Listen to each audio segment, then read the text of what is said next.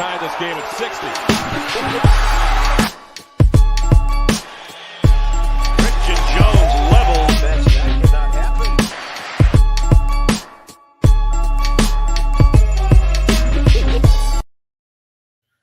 So when y'all hear that music, y'all know it's holiday season. But there's no Nicki Minaj attached to it. But you get your boy Hollywood Ray Sean Buchanan with your other boy Aaron Kaz. Aaron, how you doing tonight, man? I'm doing all right. The only positive for me was I saw some Rockets practice and a little bit of media day. So it's the only thing keeping me alive. Yeah. How did what was he? I haven't watched anything from them, but what did Fred sound like? What did Jalen Green sound like? You know, what are they excited to work on this season? Pretty much I saw the Fred one and pretty much just, happy to be there, this and that, the usual stuff, nothing crazy. Yeah, listen, making 129 in a 3-year period and no income tax, I bet he is ecstatic. Now, do you believe the Stephen A. rumor that James Harden was going to come to Houston, but because he wanted the max deal and wanted to have a scoring title, Ime said, "Nah, bro, we're not going to give you the max"? Wouldn't be shocked. Ime, even in the year that he was here in Boston, definitely had a strong personality and didn't budge on a lot of stuff. Would call out players, which is very stern with how he addressed things. So that wouldn't be a shocker. And honestly, he doesn't fit the timeline right now. Like James Harden is not the commodity right now that people think, or not even people. James Harden is not the commodity that he thinks he is. Once again, is he still a great player? Yes. And he's still all-star caliber? Absolutely.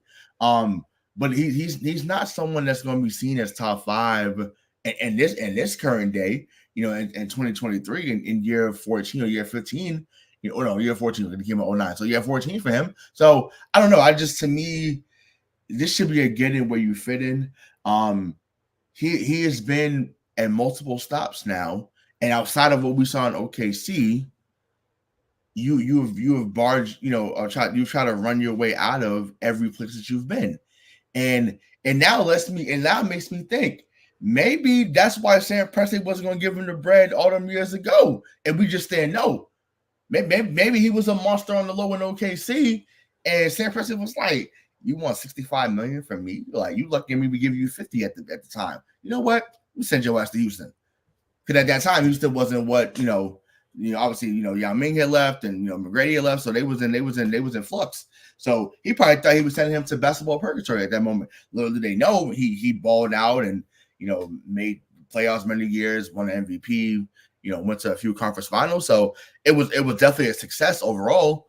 But those days are, there's more yesterdays ahead of him than tomorrows. And the way that he's playing right now, that mental game and getting at people at the media, getting at Daryl Morey, he needs to come in, be professional, and then just see where the chips fall. But yeah, he's done a lot to kind of taint his stock in my opinion. But at the end of the day, it's not my team, it's not my Sixers ain't my franchise. So whatever detriment can happen to them, that's not like crazy. I don't want someone to get injured or anything like that. But whatever drama they can have that's not injury related, I'm here for it. So keep acting a fool, James. Go crazy. I don't know. I saw Tobias saying that because I guess he showed up today and that he wants to be there. He's there to compete, this and that. Yeah. But we'll see how real that really is. Yeah, we'll see. I mean, he better be there to compete. Once again, you wanted to get back there with Daryl Morey. You wanted to get back there. So because y'all lost again to Boston, now once again, of course, that's I'm only speaking about on the surface. I'm sure there's other stuff that may have happened, but I'm like, wait a minute. On the surface, it looks like, well, because you got beat by Boston again, you're looking to see, okay, what's next? And like, to me, that's weak. Once again, you clown a certain player for always being, moving the meter and always moving around. You know what I'm talking about with LeBron. But we have never heard him say, "Oh, go ahead and trade me He's leaving free agency, and to me. That's a big difference. That's a big difference from trade me every few seconds. We have never heard LeBron James say trade me. He'll leave your ass high and dry in free agency. That's for damn sure. But he's never going to say, "Hey, trade his players." But he won't trade. I said he'll trade his players. He won't trade himself, but he'll trade his players in a heartbeat. Bingo. Bingo. There you go. But speaking of trades, that's why we here, baby. Speaking of trades, and as you see, I'm rocking the green and white. I don't always wear this, but I'm rocking it today. And I opened the show saying it's holiday season because that's what it is. So Sunday, I'm setting the scene for y'all where I was at. I was actually here in my apartment. I just finished watching church online because I was having a lazy Sunday. I didn't go into the building. And I'm totally being funny when I say this next part. So I don't want folks to be like, oh, he's being sacrilegious. It's almost like God knew our prayers as Celtics fans. It's almost like he knew. He said, you know what? Y'all lost a guard that can defend. Y'all need another guard that can go defend and go get it. And what happens at 12 noon, right before week 4, and we'll get into our week 4 takeaways before we get into our week 5 predictions. We get a notification from ESPN and Twitter and whatever news outlet you can think of that's sports related. It says Jrue Holiday's been traded to the Boston Celtics, and I almost fell off my bed, Eric. And I thought it was a joke. I said, "Oh my God!" I said, Bradley Kent Stevens has done it again. Damn! I said, wow! I said, my man pulled the trigger. So Rob Williams, Malcolm Brogdon. Golden State's first round pick next year, and then they have a 2029 pick that they sent to them. So Portland, because you can't send consecutive picks, first round picks in deals anymore. So before I give my thoughts, Aaron, because everyone knows what I'm gonna say, but just what were your thoughts about that trade? And we kind of talked about where he could go. So just did you think it was gonna be Boston? And just how do you think that deal on paper looks for the Celtics?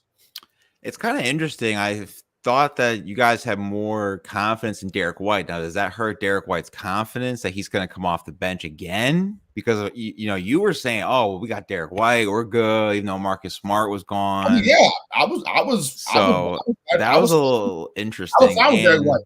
Yeah, and it was very interesting too. Is that if I'm looking at the roster, it's a lot of old guys, except for like obviously Jalen. Jason, and then I guess Kristaps, but I don't know if he's still dealing with that plantar fasciitis from the FIBA. Yeah, but it's really an old roster. I mean, I love Jrue Holiday's defense, and not gonna lie, and he is back in green. And I don't think his family's gonna watch him because he grew up in LA.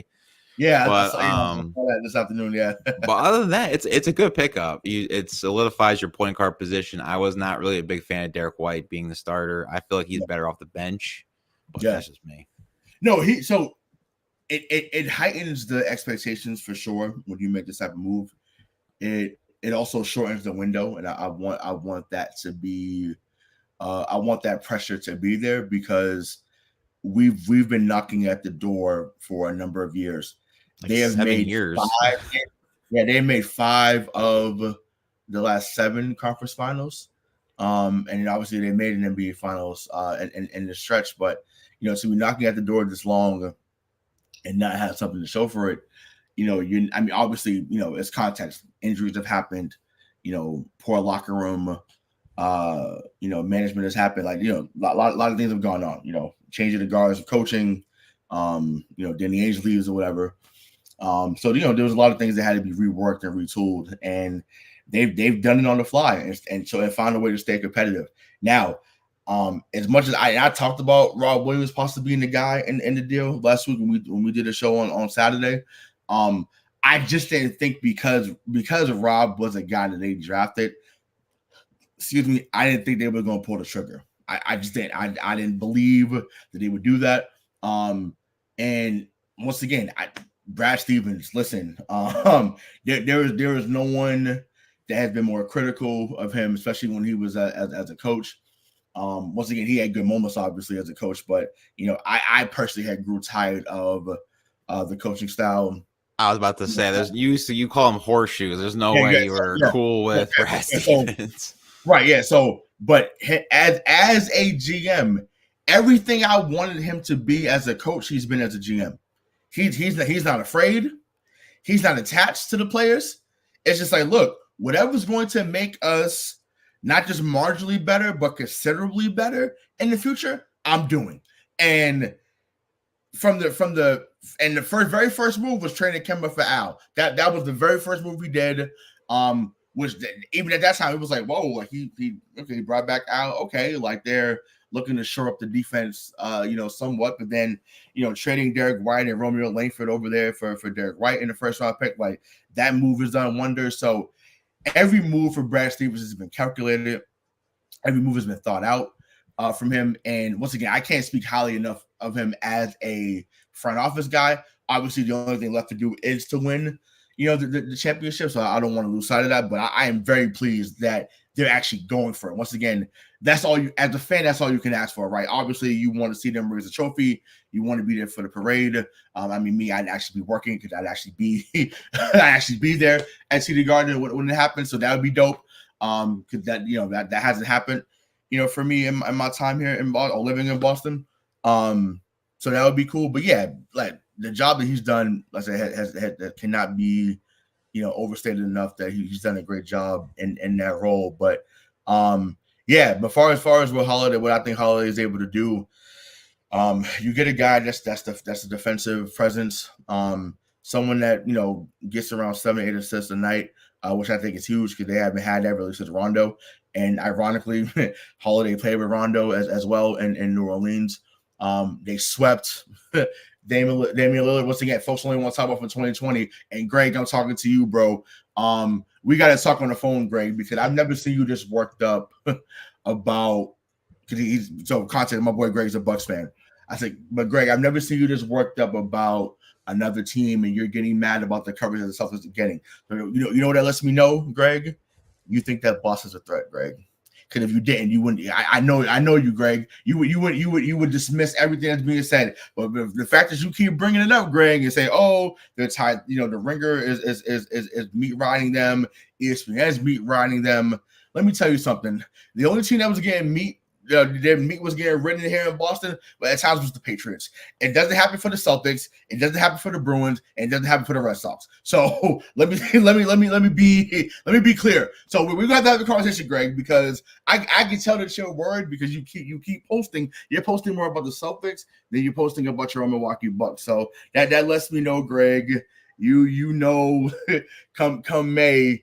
You know who's going to be the team that can either prevent you from going or is going to be holding that Larry O'Brien trophy for the 18th time in franchise history. So I just had to put that out there because a lot of people were getting not just him. A lot of people were getting upset. I'm just like, I wonder. Y'all wasn't just mad when Kyrie got here. Now y'all mad about Jrue Holiday. So I want to know because y'all know it's a good fit. Aye. Just saying. But you're right though about the bench. So the bench has, the bench has some, they got some retooling they have to do. They're depending on Sam Hauser. They're depending on Payne Pritchard, who needs to step up because he talked a lot of trash about wanting a bigger role. So he's owed he owes the fans some better play, if I'm being honest. But yeah, I'm excited, man. I'm excited to see how it unfolds. They once again they're going all in, and Rick Grossbecker said in the press conference earlier this afternoon, he was like, I hope that this is a 5-6 year thing where we're just going for it every year. And I'm like, okay, Rick, finally. I've been waiting for Rick Grossbeck to say this because I'm just like, dude, that second apron bullshit, fuck that. This is Boston. This is not Kansas City. This is not Sacramento. I'm sorry. We are, and I hate to say it like this, but it's the truth because of how many titles they are. We are the Yankees of the NBA. We have the most titles all time. Act like it. This is not where this is not a small market team, so don't act like it. That's all. I'm finally glad to hear Rick Grossbeck say, okay, it's time. I think if you don't win it this year, I don't think you're ever gonna do it. At this point, and that is very possible. And you know what? I hope they feel that pressure that you just said. I totally agree with you. I hope they feel that pressure And to me, I feel like really, I still think it's a 2-year window only because Holiday is here for 2 years and before he's able to opt out. So that's why I say it's 2 years. But yes, I hope that they look at it as if, okay, it's really this year or bust. Because at the same time, like I said, they've been knocking on the door. It's time. As I said, it's been 16 years since they won the championship, or 15, but it's going into year 16. So yeah, they're long overdue, and it's time the day come together as a unit. I've heard good things out of camp even before the camp started yesterday, so I'm excited to see what they do. It looks like he's wearing IT's old number. Looks like he's gonna be wearing number 4. Oh boy, better watch out for his hip. Yeah, pretty much. But he's also 6'5" and not 5'9". So much I love Isaiah Thomas. And all the legends been back there too. Pierce has been back there. Leon Poe, I guess, still works with the organization. I didn't realize that till yesterday.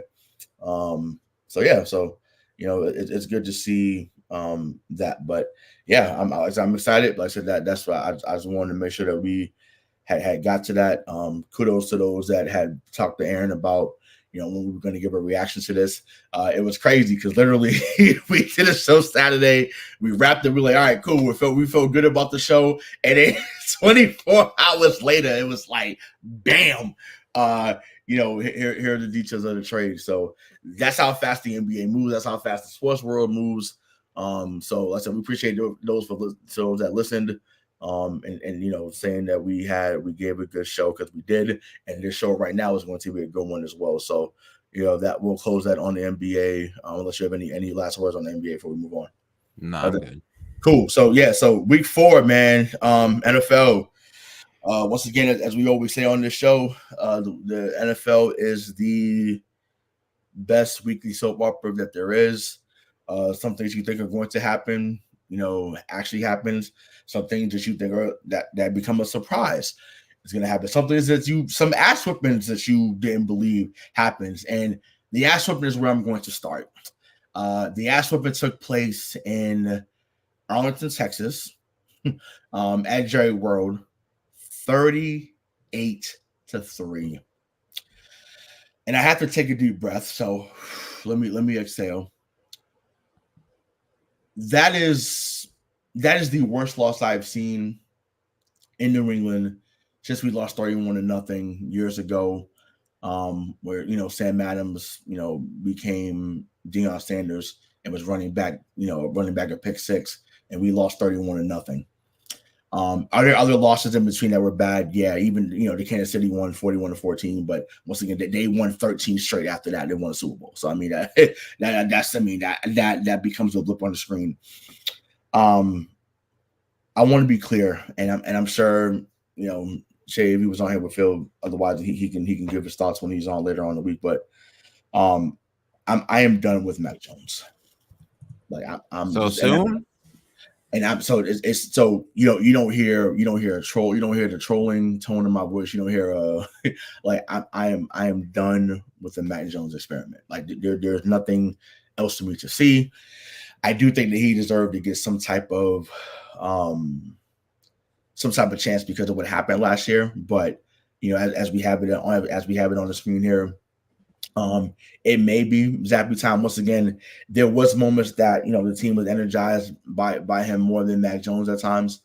I just think they just don't have an answer at the quarterback position on the roster at all. So in my mind, I just rather them see let either you're gonna let Will Grier play or you're gonna let Malik Cunningham come out the practice squad and play as well. So they're not going to do that because Bill Belichick just doesn't want to punt a season. Which is really dumb because it's just like at this moment they could very well be 1-6, 1-7 by the time they face certain teams later on in the year. So I don't know. To me, Sunday really, whatever Band-Aid was on them the first 3 weeks, Sunday ripped that Band-Aid off completely, and it left a gaping hole literally on the offensive side and defensive side. So I can't even get animated because that's just how annoyed I am. I'm done. I thought Will Grier was supposed to help you guys because he was out the Cowboys during the preseason. Yeah, which I don't even know why that's always a thing. People think, oh yeah, so and so was in their thing. I'm like, he wasn't on the fucking field. I mean, there's only so much that you can learn when you're sitting on the sideline. But clearly he wasn't a an addition that was worthy of of helping us out, which is fine. I don't even think Tom would have won that game Sunday. They wouldn't. They might have still lost. They wouldn't. It wouldn't have been no 3-3. But anytime a pass rush had been decent or elite, he's obviously struggled. So I I don't know what quarterback behind there would have won on Sunday, but I just know I'm over the Mac Jones experiment. They need to figure something out, and I'm definitely out on Belichick the GM. I'm out. I mean, what are you talking about? You got JC Jackson. Welcome back. Welcome back, Mr. Jackson. Look, you know what's funny? He's actually going to play great here. He is. He's going to play great. Yeah, he's going to play great here because that's what. If there's any position he's always been able to draft or find as an undrafted free agent, it's corner. So JC Jackson is actually going to become what he was before he left. He's going to get 5 or 6 picks. He's gonna lock down the side of the field over here. That is great. That's awesome. It means nothing if we don't see Jack Jones eventually. I think Jack Jones is really good. We just didn't see him towards the end of the year because he was spending off the team for kind of detrimental to the team. And right now I think he's currently hurt. So they have injuries all over. And once again, they already weren't good. So to not be good, and then on top of that, you lose Judon, you lose Christian Gonzalez. Cole Stranger's been out. They have a laundry list of injuries where guys are just either not going to be able to play, or Tyquan Thornton, who has been just another person who's been injured. Like, I'm done with him too. I know that he's supposed to be back probably by week 6 or week 7, but I don't care. He hasn't shown us anything outside of the Cleveland Browns game, last year. So there's a lot of things that needs to be revamped up there in Foxborough. But hey, at the end of the day, congratulations, Patriots fans. We have a brand new lighthouse at Patriot Place, and it looks phenomenal. It's great. It's great. So, what was what's the week 4 takeaway that you have? This one, Zach Taylor, a fraud. Everyone's going after Joe Burrow. I went after him week 1 just because of the yardage that he didn't do. Right. Apparently, Jamar Chase is saying that he is still kind of hurt, and that like if you're hurt, don't play.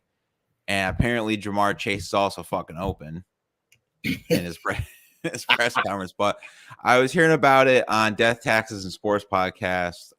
They were talking about that, like the Bengals, and I even put out like Zach Taylor fraud. And I also on the 5150 Sports Show, Burke, who is a big Cincinnati Bengals fan, he is like us. He's like, I'm done with the Bengals. They're not scoring. Zach Taylor should be fired. So is a clean your desk coming up for Zach Taylor, even though he brought him to 1 Super Bowl? So I think that's ridiculous because they had their quarterback. They had their quarterback. It's not like it ain't like he turned into to John Kitna overnight. Let's not get, and once again, no disrespect to John Kitna. I'm saying Kitna just wasn't on Joe Burrow's level at any point in his career, but he was a former Bengal. Joe Burrow should have been sitting though. He should have been. Absolutely. That's if there's any indictment on Zach Taylor and the organization, that's what that is. And I get it. I know that he signed a 5-year, $275, $219 guaranteed. Yes. Once again, you start with they thought they're 1-3 now, right? They're 1-3. Yeah. And they barely beat LA on Monday Night Football. So this is my thing. If you know that he's not fully healthy, sit him for a few weeks. And guess what? If they keep losing, then guess what? You get a chance to add to the team. You get another top pick to add to the team that's already talented. They'll be right back next year. Once again, in the last 3 years, this team went to the playoffs, and not on top of that, they went to the Super Bowl, and then they went to another AFC Championship game. They're right there. So it's just like, once again, things happen where injuries happen, and once again, you can't predict injuries. And once again, they got this far with Zach Taylor as the coach. So I think that's the only thing that needs to be reassessed or adjusted is that they need to say, hey, Joe, we're saving you from yourself at this moment. It's not just about 2023. It's about 24, 25, 26, 27, so on and so forth. That's where Zach Taylor just step in. And I get it. There's a lot of jobs on the line when teams don't win week by week in the NFL. I get it. The goal is always to go 1-0 every week. Sometimes 2-0 if you're playing on a Thursday, right? I get that. But at this time, with Joe Burrow still being as young as he is, he's already locked in. You know what you're getting from him. Let him rest. Let him get together.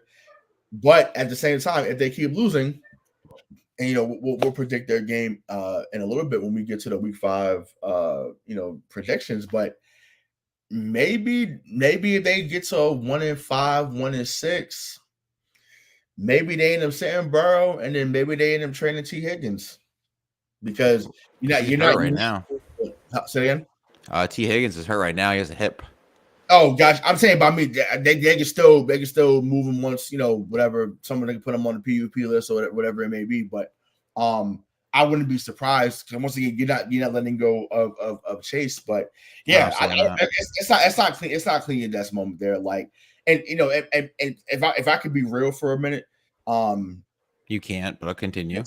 Since Cincinnati, and I think I know you talking about the Burke guy. I know he follows us on our Twitter page, but pretty cool dude. Seems like online. But what have y'all been? What have y'all been like from the Boomer Esiason era to? And once again, I'm not trying to be funny. I'm just like from the Boomer Esiason era to now. When y'all lost to San Francisco all them years ago, what have you been? It's been division winners, right? Carson Palmer incident. But haven't sniffed the success that Joe Burrow's done in his first 3 or 4 years. Went through Achilles Smith, went through Kajana Carter, went through John Kitna. Obviously Carson Palmer was good for a number of years, but Gingy, the Red River Rifle, Red Rifle, Andy Dalton, obviously. So what are we talking about?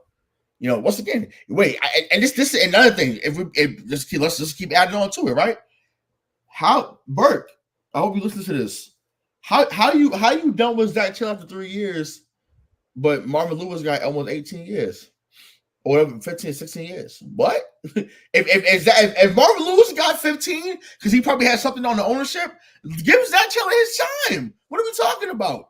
Marvin Lewis got 15 years. And Zach Taylor done did more in 3 years than Marvin Lewis did in 15. We're talking more about postseason wins, that's for sure. Yeah, are you kidding me? Come on. And I get it. The frustration is real because once again they're knocking on the door. I get it. Trust me, Burke. I get it. I feel you, bro. I feel you. They're knocking on the door. You're gonna ignore it because you're like, yo, we're the team that can actually dethrone Kansas City, and they can because they've beaten them before. I get it. But for this year, it's okay to take a step back to get to where it could be in years to come. That's my only advice to them. But no, it's not clean at death time. I mean, talking about the revision or whatnot, my other week 4 are the Texans legit? They're 2-2, man. But I don't know what's going on. D'Amico Ryans is this team going? They beat the Steel City Steelers 36. Mm-hmm. CJ Stroud's looking like one of the best Ohio State quarterbacks I've ever seen in the NFL, because it really hasn't been anybody. And Troy Smith won a Heisman. He got drafted in the 4th round by the Ravens at that point. Troy Smith. Yep. And CJ Stroud is already looking better than Bryce Young. And to quote on Death Taxes Sports Podcast, Jeff Long, he says that Bryce Young is a make-a-wish kid, living out his dream, playing in the NFL. That's how small he is. Wow.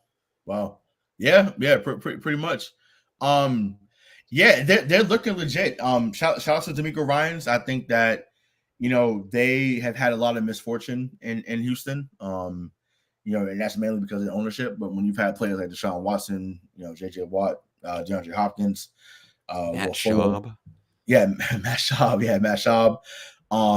They were very competitive in the Bill O'Brien years. Whether people want to say otherwise, like they were very competitive during those times. So they did one of the biggest botches ever Actually, the biggest fleece ever compared to my team with Brock Osweiler.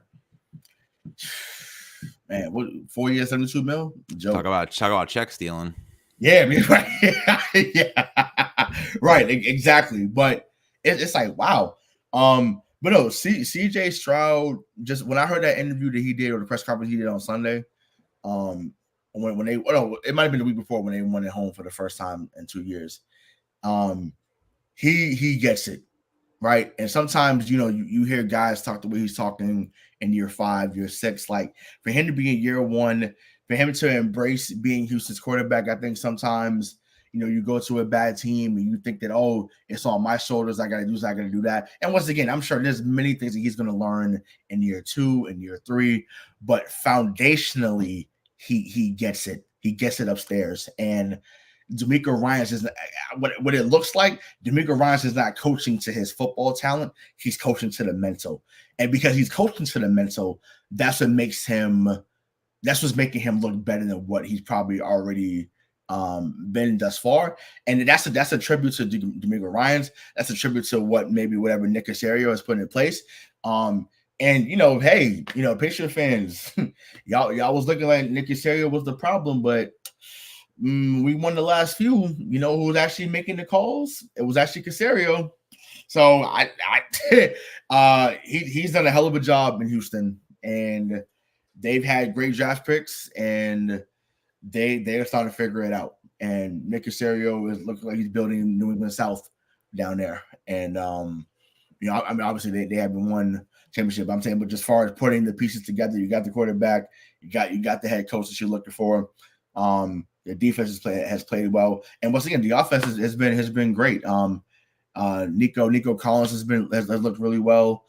Tank Dell who played right down the road in University of Houston has looked really good. So yeah, for them to be 2-2 when most thought that they would be 0-4, we're at the best of 1-3, is a steal. So and once again, that division that they play in is wide open, so they absolutely have a shot to win that division. And make a play and get a playoff spot. So yeah, love what I've seen for them. They've looked great so far. So before we go into the picks, I just have one thing that happened today. So Randy Gregory, former DN of the Denver Broncos, signed that big $72 million contract with them. Sean Payton cuts him, says that he wants to go for more youth. Now with this guy in Denver, he's only played 10 games, essentially has 21 tackles and 3 sacks. Does anybody pick up Randy Gregory, or does he go back to Dallas? Don't be surprised if Bill picks him up, because Judon's gone. That's the first. As soon as I saw it, I was like, once again, Bill can't in his mind say, "Oh, we're tanking." He can't. He physically can't just say we're tanking, even though we should be. He's looking like Cleveland Bill. So say again. He's looking like Cleveland Bill. Right, facts. Yeah, absolutely. Absolutely. He sure is. Yep, that's spot on. He definitely is. I wouldn't be surprised. once again, I don't think he ends up coming to New England, but I wouldn't be surprised to see Ian Rappaport or Adam Schefter, or Kay Adams, whoever's tuned in and said, hey, this is, Diana Rossini, whoever, to say, hey, this is what's happening. Randy Gregory is visiting New England. He's expected to sign later today, because once again, Judon's out for the year. Gonzo's out for the year. So, Randy, this is the Bill Belichick special coming on the cheap. Oh yeah, I need you to be motivated for a season so you can get paid again. Oh yeah, come on down. That is a Bill Belichick special. So I would not be surprised if he's New England Patriot by Friday. So interesting. I don't know who takes him, just because he's only played 10 games in 2 years and he got suspended, I think, again for PEDs. And he's had a long line of I'm okay with the weed, especially in the NFL, just because of the positive effects it has. But he's been in trouble with weed before, and he did start off at Dallas and got drafted by them from Missouri. So I don't know. I don't know if anyone will take him. And if they do, I don't think it's going to be like a contender. Might be a pretender. Okay, you just described New England, buddy. I didn't describe New England, but you did. not a contender. They can still compete, okay? New England can still compete. You have Bailey Zappi. Stop You it. have Bill O'Brien at the helm. You got this. No, so listen. Well, speaking of Bill, before we move on, we're talking about O'Brien. The play calling itself has looked better. The play calling, they just haven't executed. So I'll say the play calling is a really good. That just from a like I said, execution standpoint has still been subpar. But yeah, you just described what New England is right now. And once again, there's nobody, and I'll say this before we move on to week 5. There is nobody that loves a reclamation project more than Bill Belichick. That's why he signed Juju. That's why he's bringing back J.C. Jackson. Like that's what he does. It's almost he gets a football boner from it. He has to get guys that have fallen off in other places and says, you know what, I can go into the football lab, and reclaim, redesign, rebuild this guy. That's where he's at. And it's fucking sickening, Aaron. It makes me sick. But so I won't be surprised. I won't be surprised if we get a notification on Friday saying, you know, the New England Patriots have signed Randy Gregory to the practice squad or whatever bullshit it may be. But you can expect him. You can expect him in a red, white, and blue. Come Sunday. Like that's just where it's at. So, but yeah, let's get on to week 5, man. Before I get any more depressed. So, but actually, speaking of depression, this is why I don't have Amazon Prime. It's because of shit like this. Chicago and Washington. Are you kidding me? Like the best game I've seen on Thursday night had to be a few years ago with the Chiefs and the Chargers when they went back and forth in those last few seconds. Like I thought that was probably the best game I've seen on Thursday night. Like the Thursday night games are fucking terrible, and I get it because CBS and Fox and NBC have the licensing rights, you know, to the more primetime matchups. I get that, but yo, ESPN, kick in, bro, kick in and just say, hey, I know we got the license on Monday Night Football. Let's get Thursday night too. Y'all got the bread. Just go get that. Because it's like Amazon Prime having that. It's a joke. It's terrible, man. It's terrible. I'm sorry. Like, I just can't do it. But needless to say, Chicago, Washington, man. Is this a 1, 2, 3 for you? It should be, but I'm like, I don't know. Are you picking Commanders? I'm rocking with the Commanders. You know they're the better team. Stop it. Yeah, I gotta go Commanders. Matt Everfluss, that's another clean your desk. He should be all right. He should be gone. And sorry. You know what? I'm sorry. We go just a quick rewind back to week 4. Hey, Justin Fields, great bounce. No, I know he threw the pick at the end, but great bounce back performance. That's what I'm looking for Mac Jones. When you have a moment where you're just like, yo, I'm garbage, or I haven't had a good game. Can you have a game where you bounce back and look like the guy that was supposed to be the guy? And for 58 minutes on Sunday, Justin Fields looked like that guy. So I want to give credit where I thought that he was sensational Sunday. I mean, it's like it sucks that people aren't going to remember the performance because it ended in the pick. So that's that. But yeah, I just, to me, if you don't win that game when you're up 28-7 against Denver and you still find a way to lose to that team that just gave up 70, like that to me is inexcusable. Like that, like you said, Matt Eberflus, that's inexcusable.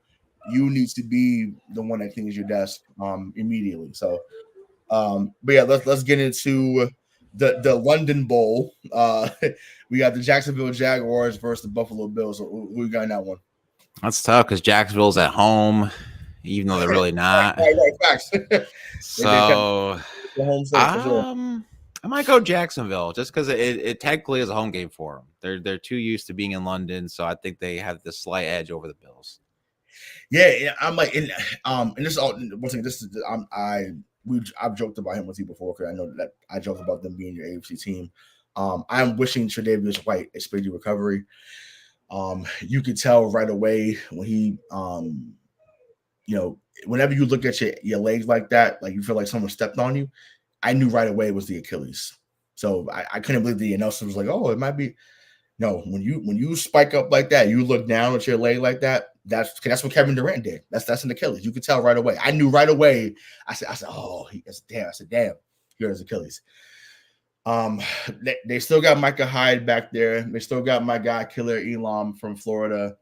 That they drafted in last year's draft. In that secondary. So hopefully they're able to pick up the slack. But that is a big loss for them. They've learned how to play without him, but I feel like that's a really big loss. So I'm still going to ride with Buffalo because I feel like their offense is now starting to click finally. And, Diggs and Allen seem to be back on the same page. So I'm rocking with Buffalo on that one. So next, now we're going to the 1 o'clock slate. So my Saints, my Saints. Yeah, they are my Saints. I want to win. But Saints versus the Patriots. I'm going with New Orleans. Like they will come in here and hang 30 on New England come Sunday. I firmly believe that. Wow, so. Christian Derek Carr is just gonna rank 30 on you guys. Oh yeah, he's gonna lay hands. Yep. He's gonna lay hands. I'm gonna have to go Saints as well, just because they also have Alvin Kamara back. So. Yes, thank you, and thank you because I feel like you pick the Patriots out of spite. It's like no, stop it. Why do I have a spite? I try to support you guys a little bit, and you guys just attack me. Listen, this team is worthy of attacking. The teams you attacked before that was actually good. This team is garbage. So this is who you attack. This is who you get on. This is the team that you say, hey, this is all they deserve every type of slander you can imagine. And I'm here for it. I am totally here for it. So but yeah, I should have said 1, 2, 3. That's what it really is. 1, 2, 3, New Orleans for sure. Kamara's gonna be out there looking like prime Ricky Williams out there on Sunday. Oh, what a joke. This is actually going to be a better game than I think some people think for this next one. Houston versus Atlanta. Who you got in that one? I have Houston. I have no faith in Desmond Ridder. I said it, I believe. Where did I say it? I don't know if I said it on an episode here, but Taylor Heineke, he needs to start for the Falcons. Desmond Ridder is just terrible. He's not your franchise. I kept seeing a lot of things where Justin Fields should get traded to Atlanta, but Shea said before the draft they should have drafted Justin Fields to Atlanta for the culture. Yeah. So I don't, but yeah, Texans. I do. Speaking of that, I would love to see, I would like to see Fields down there with Pitts and Drake London. I think that would be awesome. That would be awesome to. You mean Jonnu Smith? Because Jonnu Smith's getting all the targets at tight end. So you know what's crazy though? He has more yards than any New England receiver. Oh wow! So what does that tell you? That Arthur Smith knows how to use Jonnu Smith. So and go a little further. So that's part of it. Go a little further. That means that what is subpar in New England right now? They're apparently your quarterback. Nope, not even just the quarterback. The coaching. That's coaching. The coaching sucks right now. And they've lost. Bill O'Brien is better than Matt Patricia and Joe Judge combined. Sure, but no. Bill O'Brien didn't coach him last year. I'm saying, but my thing is that speaks to the coaching of because McDaniels had him a couple years ago too, and he was more hurt the first year he got there, so it's a little different. But I don't know. I just when I heard that when someone told me that stuff, I said, "Wow, you got more than everybody on." I said, "Wow, that's saying something." But yeah, he was the man for him in Tennessee. But yeah, I'm with you. I'm rocking with Houston as well. I think that CJ Stroud has been everything that he's been advertised to be. And once again, that's not usually the case coming out of Ohio State, especially at that position. But he's been awesome. So next we have this is definitely a 1, 2, 3 though. Carolina and Detroit. Like this was a 1, 2, 3. Detroit, baby. Lion power. Yeah, so one pride as they call over there. One pride. One pride. Excuse me. Also, that's their hashtag. That's their hashtag. Oh god. I was just over there for SummerSlam, so I seen it all over the place. Ford Field's actually really nice. You would enjoy that stadium, if you ever had a chance to go down there. Like it's a nice stadium. Nice seats. You're right on top of where the field would be. So it's pretty dope. So next we have we have Tennessee versus Indianapolis. So who got in that one? I go Colts. I think Colts might win this one. It is a division game, but Anthony Richardson, I think, can get it done. Yeah, I mean, I just want him to be healthy. Once again, just stop running the fucking ball. Throw it. You got guys you could throw it to. It seems that they're trying to get Jonathan Taylor back on the practice field, which is wild to me. But I'm just like, at the same time, I get it. If you're not going to, we don't need to see a Le'Veon Bell 2.0. Get out there, play. There's definitely teams that can use him. I don't know what team would trade for him right now, but they have 21 days, so I mean, if he's gonna play or not. Honestly, with you losing Saquon, I'd talk to him about him. No. Why not? Have you seen that offensive line? Ain't no way he's gonna want to run with that offensive line. That's for sure. Evan Neal's. I'll be on Feeling Blue tomorrow night. If anyone's watching this or listening to this, it's at 7:30 live with Chris CPNY Sports. You're gonna hear a lot from me tomorrow, especially with these Evan Neal comments that just surfaced. Yeah, well, I mean, we're gonna talk about them in a minute, anyways. But yeah, I don't know. I mean, I feel you. Trust me. Once again, I'm also watching a putrid offensive line, to say the least. But yeah, I mean, they got to figure something out. But yeah, I nevertheless, I do think that Tennessee finds a way to get it done as opposed to Indianapolis. I know Tennessee is on the road there. But yeah, I think that it'll be a close game. It's not going to be a blowout either way. But I got Tennessee and a slight edge there. So next we have the G-men going down to 1, 2, 3. Just 1, 2, 3. There's no one on our team stopping Tyreek Hill. Yeah, there's nobody stopping or Waddle, honestly. Is it Chan now? David Chan. Chain, yeah. Chain, yeah, whatever. I'm just like, wow. I mean, once again, they could be slowed down a little bit. Not who we have. Absolutely not. As we saw on Sunday when they got smacked. Which isn't that crazy though? How they can score as much as they scored, and another team come in and score 48 on them. I was like, wow. I was like, that's too much confidence. That's too much of a big head. I know it's Buffalo, but I was like, ooh. But I'm like, yeah, that's tough. That's tough. But yeah, no, that should be a 1, 2, 3. So cool. This here, the rivalry is back. Baltimore, Pittsburgh. Who you got? I don't know. Mitchell Trubisky, Mitchie might be starting this week, but I have Lamar Jackson and the Ravens. Yeah. I mean, listen, Baltimore's the better team right now. And they don't have OBJ, and is Rashad Bateman still kind of hurt? I think he played like last week or like that, but yeah. When is a receiver for Baltimore not hurt? And that's just they're the same thing with the Chargers. Same thing. There's always a key offensive player that's out. Once again, they already lost J.K. Dobbins at the beginning of the year, so it's just like that. That's just what it is. It's unfortunate, but that's just what it is.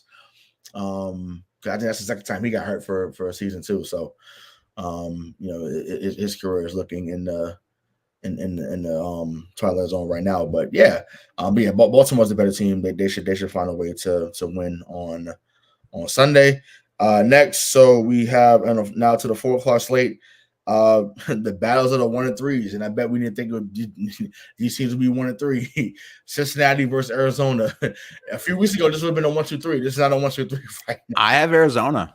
Yeah, okay. I have Arizona in this one. Ballsy, I like it. Josh Dobbs season. Let's get it. Charlie Villanueva. That's his brother. Listen, Josh Dobbs, Charlie Villanueva, and Jordan Walsh, who's the rookie on the Celtics, they are all family. I don't care what they say. They are all family, okay? Cousins, bro, whatever. They are all related. So I don't care what they say. They are related. Oh my God. But yeah, I'm with you. I think Arizona gets their second win of the year. I think that they obviously, like any young team, plays better at home, and I think they'll be excited to get the job done there on Sunday. And like I said, we'll see what type of Joe Burrow we get on Sunday. So this next one seems to be a 1, 2, 3 for me. Philly versus the Rams. It's One, Philly. 2, 3. Philadelphia, baby. Fly, Eagles, fly. Let's fly. So next we have the Jets versus the Denver Broncos. I'm going with the Jets. Yeah, I'll I go think Jets, Jets. Yeah, I'm going to Jets. I think that Zach Wilson came off a really good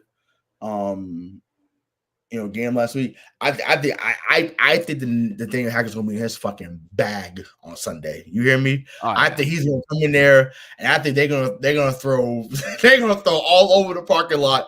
And 30 for the Jets would be like 70 for the Jets. So I think they come in there and go. I think Garrett Wilson goes crazy on Sunday, and Zach Wilson, almost like a homecoming because Denver's not that far from Utah. I think it's about to be open season for them on Sunday. So I hope pregame they all wear bucket hats and sunglasses. Oh, please. That would be phenomenal.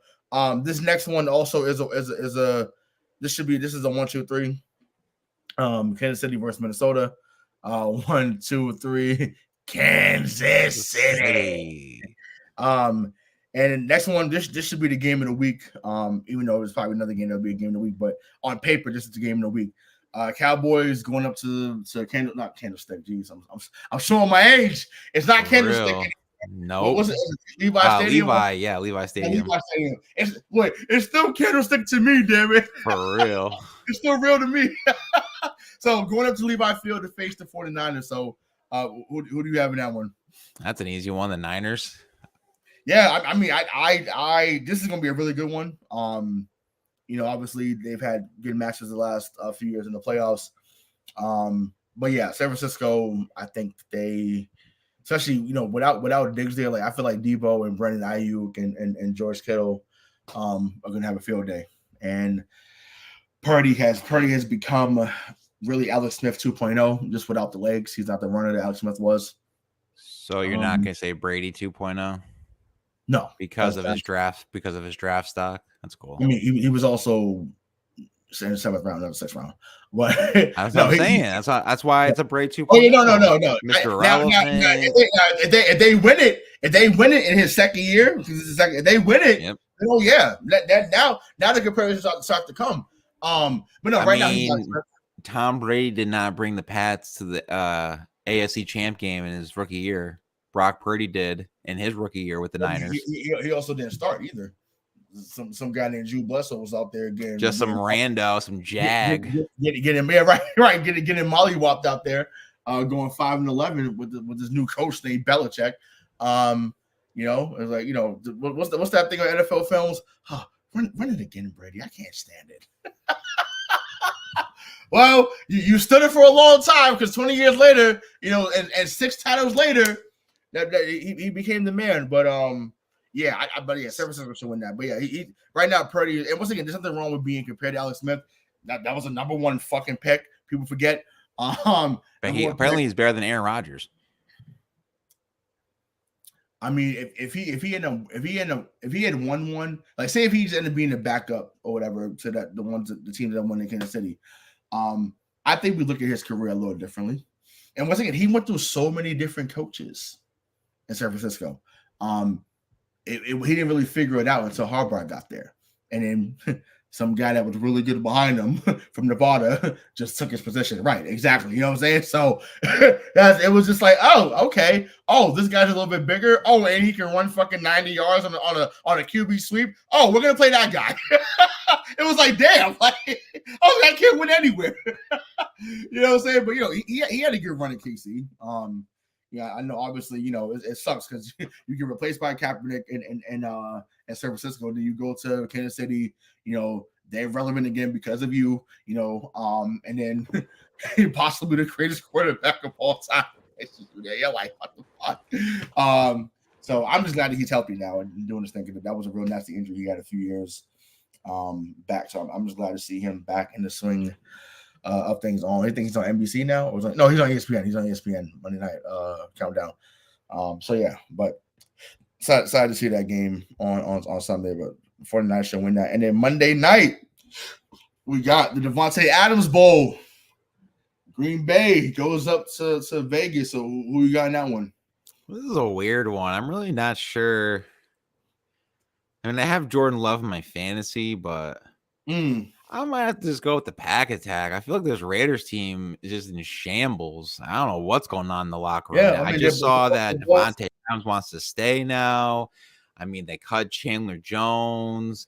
Apparently, Max Crosby's pissed. Josh Jacobs is pissed because they're just tired of losing, which I understand. I don't know what's going on in that locker room. I don't know. But yeah, I gotta go Pack Attack. Yeah, seems like McDaniels for the 9th time will be back in New England soon. But once again, Raiders fans, we try to tell y'all. We tried. It's just like like the Patriots and Colts fans could have told y'all. Like Broncos fans too. Excuse me, I forgot about them. He's not who y'all think he is. Jet Sweep Josh is not the guy y'all think he is. Once again, as a coordinator, he can put a game plan with the best of them. I've seen it. But him leading other men, nah, not it. And once again, that's okay. Everyone's a head coach material. It's okay. He's had 4 chances now. He's good. He's okay. So he can come back to be the coordinator at some point. You know, he'll be Bill O'Brien's the head coach. Yeah, probably. That's probably why he came back up here. I think he's like 52, 53 now. So yeah. So yep. So well. But yeah, Green Bay. I got Green Bay in this one as well. The Raiders just aren't. they just aren't good. Ironically, I mean, this was years ago, obviously, but Green Bay and the Raiders gave us one of the best Monday Night Football games of all time. Unfortunately, when Brett Favre lost his father, that man played like a man possessed that night. And I remember watching it. I was up watching it late. Mom was like, "You gotta go to bed," but I was like, I at that time I loved Brett Favre, the QB. Once again, we later found out that he's a terrible human being. But the player, Brett Favre, listen, for those that's new and that's under 21, we could joke about what he's become, what he became, but you want to talk about someone who was Mahomes in the 90s and early, that was Brett Favre. I'm that, and you say otherwise, that man, there's no one that can throw like him. The improvisation, that he was Mahomes. He was the original Mahomes, which is why that's exactly why Andy Reid drafted him. And he reminded him of Brett Favre. That's exactly why I think he drafted him, in my opinion. So what 3 straight MVPs in the 90s, right? Am I mistaken? I think so, yeah. Yeah, 3 straight MVPs, back-to-back Super Bowls, win a Super Bowl. They shouldn't be Denver too, but this guy Elway, got in the way of that. So just another Hall of Famer, just a Jag, just a Jag, so, but, you know what I'm saying? So that's just what it was. But yeah, that was a hell of a game. He played like a man possessed that night. But I said to say we're not getting that Monday night. we're not getting that. No one's giving that type of, like, Jordan Love is not going like 31-40 for 335 and like 4 touchdowns. Like, that's not happening. And if it does, then hey, I'll stand corrected when we do this show next week. So any final words on week 5 before we get into our last words here? Nah. Cool. All right. So it's on you for final words. So did an interview yesterday. Real wrestling. This is not wrestling. WWE. This is pretty close to MMA wrestling. Yeah. So it's just someone that I know from. So I'm from Connecticut. If anyone's not from the area, Staples wrestling coach Jordan Myron. Great interview. Definitely talks about the physical attributes he needs to do. Why he decided to go there. So it's great interview. It's up on YouTube right now, and just appreciate all the followers on X. I had to change it mid-show here because I kept saying I have Twitter right here on the ticker, so I had to change it to X. And if anyone wants to hear my Giants rant, because we heard Hollywood Rays Patriots rant, I will be on Feeling Blue podcast tomorrow with Chris, aka CPNY Sports. And just subscribe to our YouTube channel, subscribe and download to all of our stuff. We follow back on X, except for the accounts that are fake and or government accounts. We don't follow those because they're not real people. Right. And as always, Black people matter. Yeah, no doubt. Yeah. So yeah, thanks for the support. Once again, check out that episode. I seen some clips of it when I was watching it earlier. I was like, I was like, you came out the gates firing about WWE. Here we go. I said, damn, I should have been on that. But no, it was a good show. Well put together by you. A great idea. To have guests on. We have said to you guys multiple times that we'll have people on that do stuff in the community, that do stuff in the sports community. Whether you work with youth, whether you have had your own journey, we're always open to that conversation. But once again, conversations have to work both ways. So if you were someone that we have reached out to and you're not reaching back, then hey, so be it. Continue to watch the product. Continue to tell other people about the product. As you see on the ticker at the bottom, all of our information is there. So make sure that you give us a follow, give us a like, smash this like button for this show and any other show that we are doing. Once again, we have gotten a nice little amount of subscribers on YouTube over the last couple of weeks. So we thank you for that. Because once again, the more viewership we get, the more we're able to do this. And, we're just chasing a dream. So we thank you in advance for your support, because without y'all, this is not possible. And as always, Black Lives Matter, not just when it's convenient for you. So he's Aaron Cass. I'm Hollywood Rashawn Buchanan. Until next time, we'll see you. Peace. Tie this game. Tie this game at 60.